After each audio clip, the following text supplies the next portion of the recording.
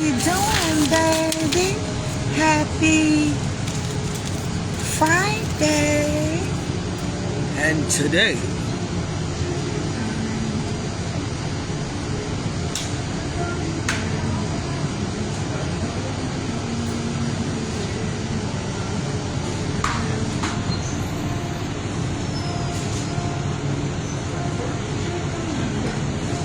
on Coffee and Conversation.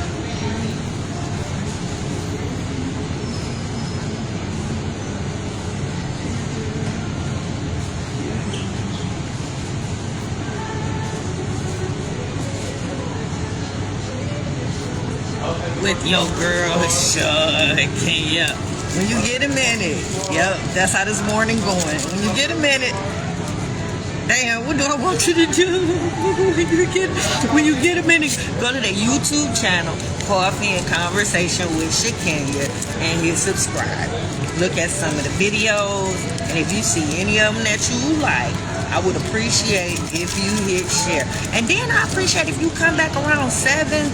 Yeah, we're going to be live tonight, Motor City Radio. We're going to have Papa Duck in the building. Ain't no telling who he going to bring. Ain't no telling who you going to see. But just know that brother has a stage play coming out. And he's going to come on Motor City Radio tonight and promote it, right? So, yeah, he had a movie, To Crush a Flower. Yep, I went to the movie premiere. It was wonderful, a great movie. So I'm anxious to know and excited to know how the play is. Because I believe the play was the inspiration for the movie, right? So yeah, y'all support your people, support your mans, and support me. So come back at 7 and check us out on Motor City Radio, right? Yeah, I'm looking forward to it. Are you shopping black? All right, I'm just checking. How are your family values? Like, what are you teaching your children?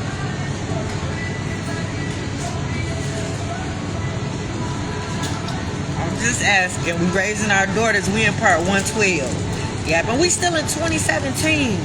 And I know y'all want me to age them. I do, and move to 2018. But it's so much to cover that I want to make sure that you had everything laid out for you, so you would know at the end of the day her reason for leaving in 2018.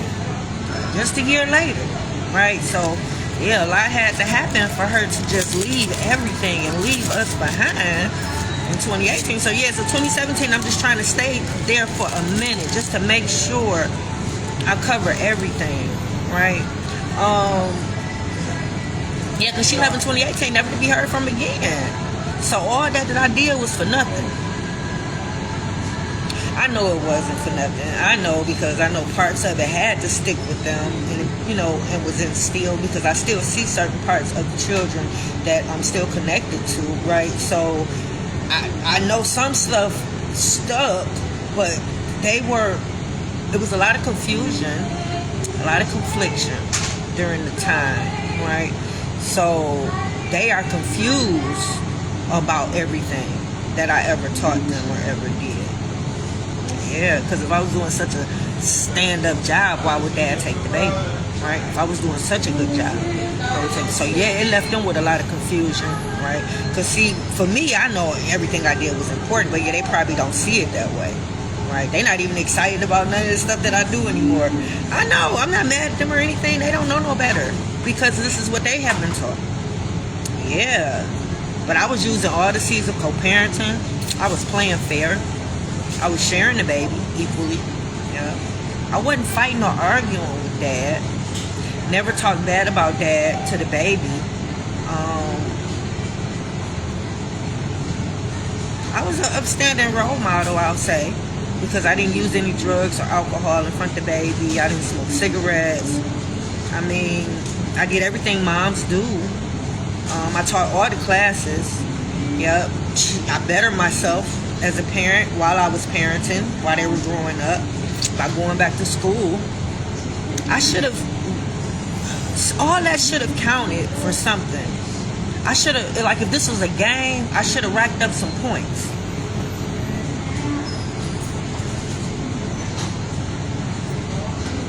Definitely should have racked up enough points to still stay in the game, right? To have a seat at the table, to have a place in her life, Like, I should have racked up. Somebody should have been keeping score, right?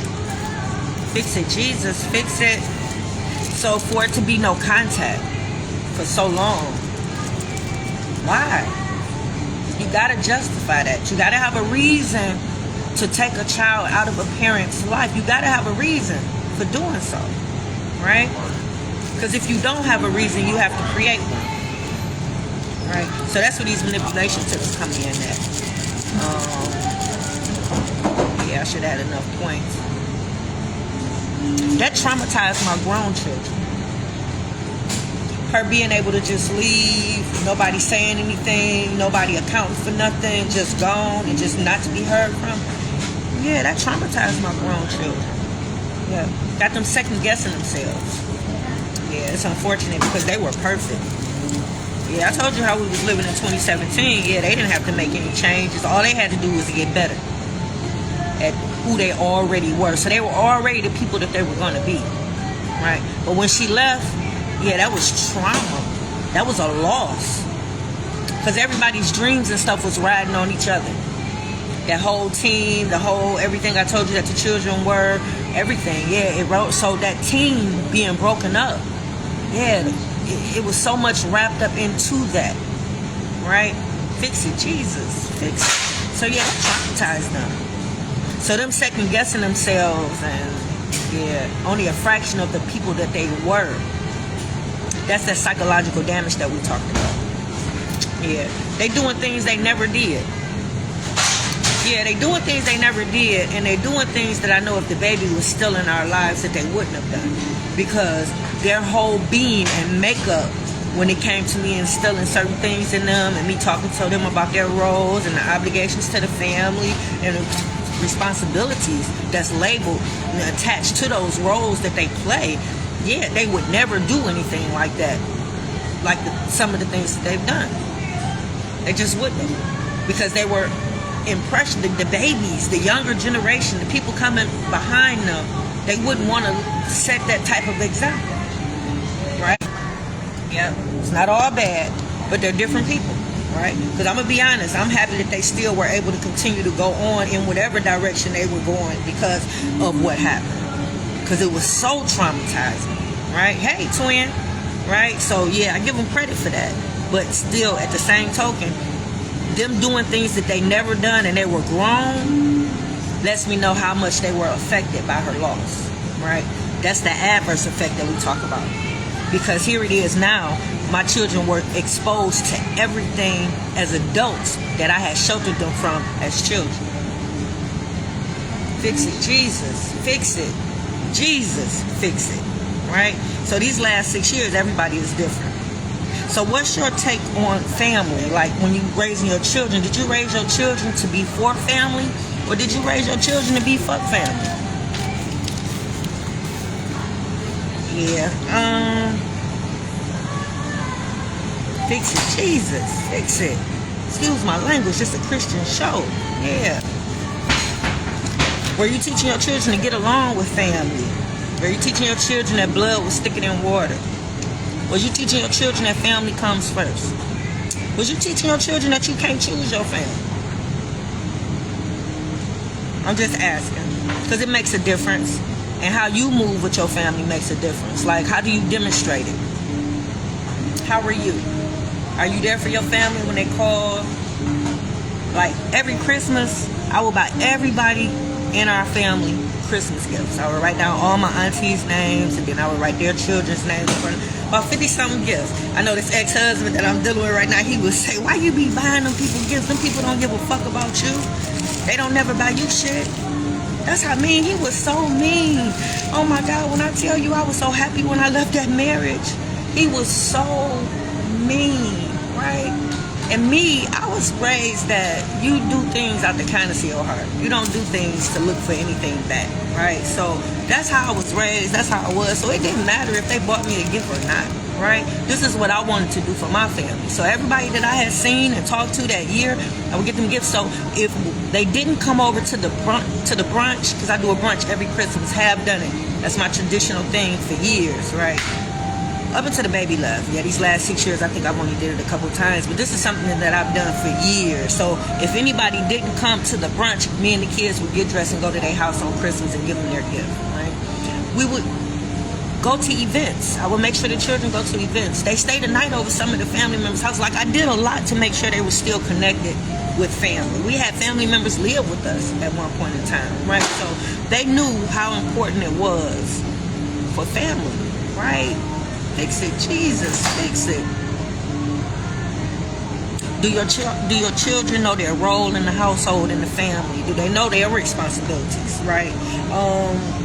Like me being the oldest, when my mom passed, I knew it was my responsibility to take care of my little brothers, right? I knew it was my responsibility to step in. When my grandmother was not there, able to do it, it was my job as my mom's oldest child to step in. And I watched my grandmama take care of her sister when she was struggling, going through mental issues. So I know that was her role or responsibility to step up and do that. So through me seeing her do that, I knew what my role was when my mom passed away, and that's exactly what I did. Yeah, so I wonder if you're teaching your children their responsibilities, their roles, because it's so many children of color in foster care that I don't understand how that could be. Because if the next person is stepping in after their parent passed away, they should have custody, or they should have that child, so that child will be raised in the family some kind of way. Like it's a role of succession or something, to where they would know their place. Yeah, I am so late today. Yeah. So I wonder what Dad was teaching the baby. Because this is what she saw in our family, on our side of the family. But when you drop them children off over their other parents' house, like, if y'all not connected and y'all don't have a good relationship and y'all not talking, you don't know what's being fed to your baby and what's being taught. Like I told you, if I had to do it all over again, I would do everything over again. I would even get custody of my little brothers, even no matter how hard it was for me to raise them. Oh my God, I would do everything I did over again. Only thing I would change is that baby would have had supervised visits when she went. Yeah, when Dad was around, yeah, I would not have been dropping her off like clockwork, and it would have been supervised visits only. So I'll know exactly what's being said to my baby. Yeah, I never thought that would have been an issue, but obviously it was. For her to go totally disconnect from us for 6 years, she didn't even say bye to her siblings. I just dropped her off over there thinking it was a safe space and never heard from her again, right? So I know y'all like, well, Shaquin, you should have done more. You should have fought. Why should I have to fight? Why should I have to fight for my position and my role in my child's life?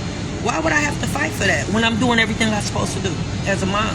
Yeah, I refuse and I won't, right? So, yeah, but why would I have to? Why would Dad antagonize me and poke me? And well, that's what he was doing in the marriage. And that's why I left. He was physically abusive in the marriage. Every day was a fight, damn near, right? Rarely have good days. And when I tell you, I used to send him off in the morning in a good way. It should have lasted him all day. And Twin, you know what I'm talking about. Yeah, I used to kick it with Twin and them at work. Because I would have to talk to men to find out what men like, what men want, right? Because I was not making this man happy. So what is it that I'm not doing? Yeah, I would confide in my co-workers, my male co-workers at Twin, them and educate me. They'd school me on what it is that I should do. And I would take some of their advice. Yeah, but he was never happy, right? So always angry, always mean, always is always. Nothing I could do is right? So a lot of that spilled into this co-parenting relationship. Yeah, so me not being a part of my daughter's life, so it's a good chance that him and his mother made me seem like I wasn't doing enough and I wasn't good enough and I wasn't, yeah, because that's the way they made me feel in the relationship when I was married to him. So when we do our co-parenting workshop, we talk about these things because y'all relationship is different now, right? So some of them old ways, some of them things y'all were doing when y'all were married, you can't do in this co-parenting relationship. Like I said, if y'all used to talk about each other, call each other out y'all name when y'all was married, you can't do that now in this co-parenting relationship because y'all sharing a child, and it's important that you teach this child how to love and respect the other parent, right? That's one of your jobs, to make sure that child loves and respects the other parent. So I don't know how that ball got dropped when it came to me, because I was doing so much. I was doing the heavy lifting. I was the primary parent, right? So, yeah, I don't know how that ball got dropped. Like I said, I should have had some points. So, yeah, for the baby to just totally disconnect, I don't understand, because she loves them. So if he's teaching family values and he's teaching her to love them, yeah, it should have been easy for him to teach her to love me. So if that's not being taught, something else is, right? So she's being taught and discouraged not to talk to me and be in my life, right? Fix it, Jesus, because why would she think anything else? If everybody around her and how she was brought up, nobody went against their mama like that. Nobody disconnected from their mama. So where would she get it from? Dad still loves and respects his mom. He's taught her things to do to me that he would never do to his own mother, right? So when you're dealing with a narcissist, when you're dealing with a bitter parent, when you're dealing with somebody that hates you, they hate you more than they love the child, right? So they are willing to compromise their morals and values just to bring you down and get back at you, right? There is no way that baby should have been disconnected from me. I never suffered from postpartum depression. We had a strong bond in relationship, right? So Dad had to do a lot to tear us apart. So that means every day his mission was like Pinky and the Brain. Every day. How to bring me down, right? Fix it, Jesus, fix it. So for her to still have a relationship with him, yeah, for her to have a relationship with her brother on his side, but not a relationship with the brother on my side, you gotta understand something else is being taught.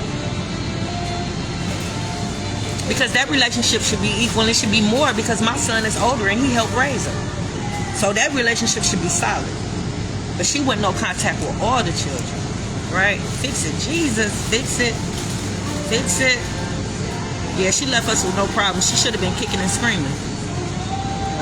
So that lets me know she was being groomed. So that lets me know that things were going on way before that night that I dropped her off over Dad's house. That means conditioning had started right after the divorce. So she couldn't have been no more than 4. So you're looking at the abuse started when she was 4 years old. Yeah. All those manipulation tips were being used when she was 4 years old. I know, it's terrible. I wish I would have known. Yeah, I would have got my baby from over there. I didn't know, guys. I thought I was just sharing her with my baby daddy. I thought that he was at least doing some of the things he was doing in the marriage, right? And considering how he knew how I wanted the children to grow up, because I created Plan A while I was married. I wrote the book while I was married. I started the youth program while I was married. Everything he knew. He knew the importance of the children working in the business. Like, he knew. He was a part of Plan A until he wasn't, right? Yeah, the first fundraiser we had, him and the kids was back there selling the concessions. We did a basketball tournament at St. Cecilia to raise money for the youth program. Yeah, him and the children was back there working together. So yeah, he was a part of the plan until he wasn't. Fix it, Jesus. And yes, I wish he could have still been able to be a part of the plan after the separation and divorce. But when we broke up, it was so much tension and we couldn't get it back together. We couldn't get a friendship or nothing. Yeah, because it would have been nice if he would have helped us and still worked. Yeah. Shit, he could have got a couple cleaning contracts. Yeah, I didn't have no problem with it. What I tell y'all, if y'all had a business when y'all was married and if y'all break up, still keep that business. That's for y'all children. Y'all creating generational wealth. Yeah, don't let the personal feelings interfere with the business. Just get another office on another side, another location. Y'all only have to see each other on staff meetings. But keep that money coming. Continue to create that generational wealth for the sake of the children. Yeah, it ain't about y'all no more, right? Fix it, Jesus. Yeah, so I was teaching her to love and respect him. Yeah, it shouldn't have been hard for him to do the same for us. But y'all, I gotta get out of here. Yeah, it's weird, right? Yeah. Y'all enjoy y'all Friday. Come back at 7. Mwah.